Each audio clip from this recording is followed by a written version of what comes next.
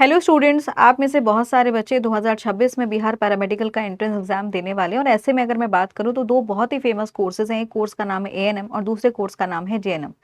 Bihar paramedical के तहत जो ये एंट्रेंस एग्जाम कंडक्ट कराया जाता है, इसमें एएनएम जेएनएम का जो कोर्स है वो केवल फीमेल्स के लिए ही है, यानी केवल महिलाएं ही इस कोर्स को कर सकती हैं।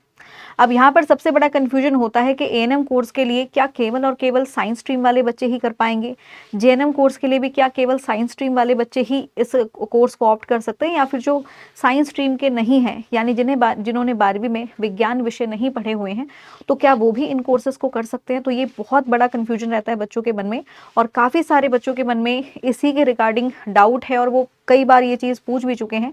तो अब मैं आपको यहाँ पर क्लेरिफाई कर देती हूँ कि क्या एलिजिबिलिटी क्राइटेरिया रहता है। अगर आप जेएनएम का कोर्स करना चाह रहे हैं, जेएनएम यानी grade a general nursing and midwifery course, अगर मैं बात करूँ ये कोर्स केवल और केवल महिलाओं के लिए उपलब्ध है, ध्यान रखेंगे।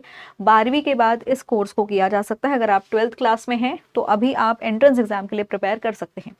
12वीं में अगर आपके विज्ञान विषय हैं, जैसे आपने भौतिक विज्ञान, रसायन विज्ञान, जीव विज्ञान पढ़ा हुआ है, और कम से कम आपके 40% नंबर आने चाहिए।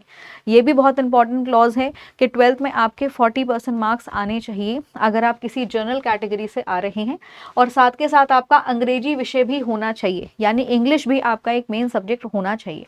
इसके अलावा अगर आप अनुसूचित जाति अनुसूचित जनजाति से हैं तो आपको 5% अंकों की छूट यहाँ पर दी जाएगी।